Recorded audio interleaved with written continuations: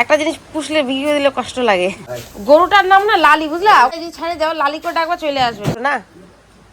গরুকে কষ্ট দিলে আবার যা যা যা যা যা লালি, টাটা।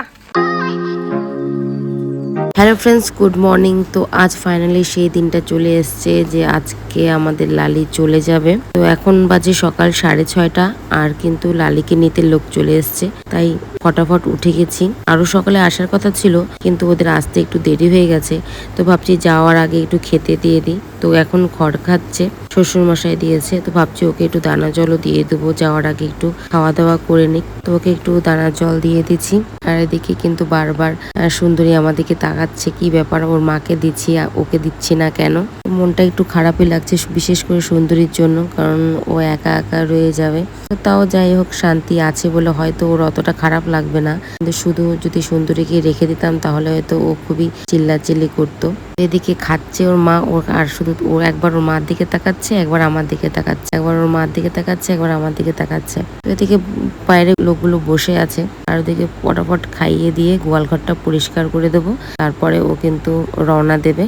সত্যি মানে লালিকে বিক্রি করে দিচ্ছি বলে আমার এতটা কষ্ট লাগছে না, যতটা আমার সুন্দরীর কথা ভেবে ভেবে কষ্ট লাগছে। মানে বেচারা ও ছোট বাচ্চা, তো যা হোক তাও দুধটা খাওয়া ছাড়ছে বলে অতটা কষ্ট হচ্ছে না, কিন্তু সত্যি তাও খুব কষ্ট লাগছে। ওর মার দিকে তাকাচ্ছিল বলে ওকেও ফটাফট একটু দানা জল দিয়ে দিলাম। আশা করবো লালি যেখানে থাকুক ভালো থাকুক, ওখানে যেন ভালো মতন থাকে, ভালো মতন বাচ্চা দেয়, ভালো মতন দুধ দেয়, তো মালিকরা যাতে ওকে ভালো মতন অনেকদিন পালে, এটাই চাবো। এখানে যেটা ও আরাম পায়নি, ভালো পায়নি, সেখানে যে ও আরামে যেন থাকে, ওইটাই চাবো।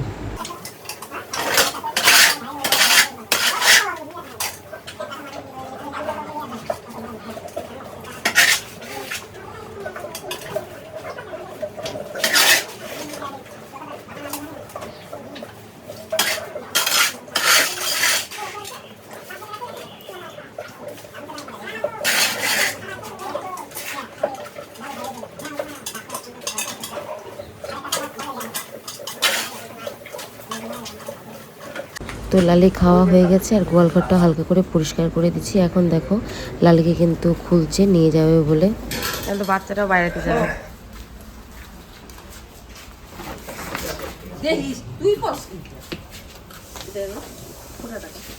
গরুটার নাম না লালি, বুঝলা? ওকে দূর থেকে লালি করে যদি হারাই যায়, যদি ছাড়ে যাও লালি করে ডাকবা চলে আসবে, সেই টেনশন নাই।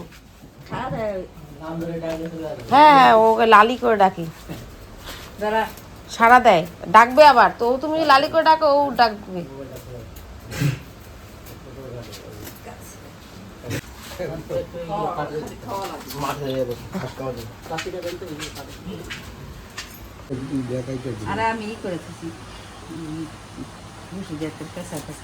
ছিঁড়ে গেছিল কালকে, আসলে অন্য লাগাইছো না, তো খুলে গেছে, মানে ওইটাই ছোট করে লাগাইছো। যাও, ভালো করে পাইলো। একটা জিনিস পুষলে বিক্রি করে দিলে কষ্ট লাগে, আর না পালতে পারলেও তো কষ্ট না। গরুকে কষ্ট দিলে আবার না, ওইটাই তো। খাওয়া দাওয়া ওর কি ভালো, হ্যাঁ তাই তো, যেখান থেকে নিয়ে আসি ওখানে খুব ভালো ছিল, ছাড়া ঘুরতো। বউ বলছে নিয়ে চলে আসবে। হ্যাঁ, বউ মানুষের ঠিকই আছে। আর তোমাদের ওদিকে যে খোলা মাঠ থাকে, আমাদের এখানে মাঠ নাই না ভালো। আমাদের দিকে তো খোলা মাঠ নাই, নাই? বাড়িতে রাখতে হচ্ছে। ও আচ্ছা আচ্ছা। মানে খোলা মাঠ হবে কোন, যখন 8 মাস হবে না, বর্ষা উঠে যাবে, ধান টান কাটা হবে, তখন একটু হবে। ও আচ্ছা, এখন ধান আছে। হ্যাঁ, আমাদের শুধু খালি ধানের ক্ষেত। ও আচ্ছা আচ্ছা। আর ফের ধান কেটে নিলে তো আবার মারাই চাষ। হ্যাঁ, তখন খাইতে পারবে, আবার মুথাগুলোও খাইতে পারবে। হ্যাঁ ঠিক আছে।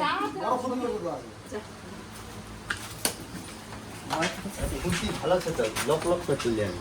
হাইটে যাবে গা।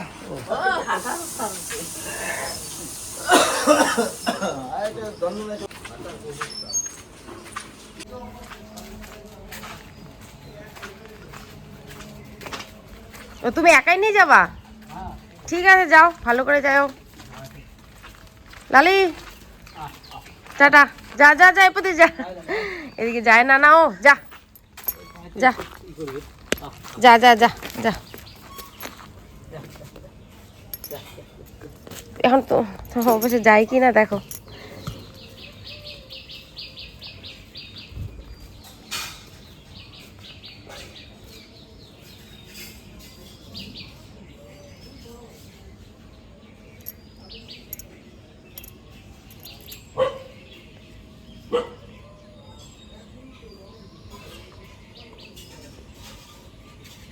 ওই যে নিয়ে যাচ্ছে।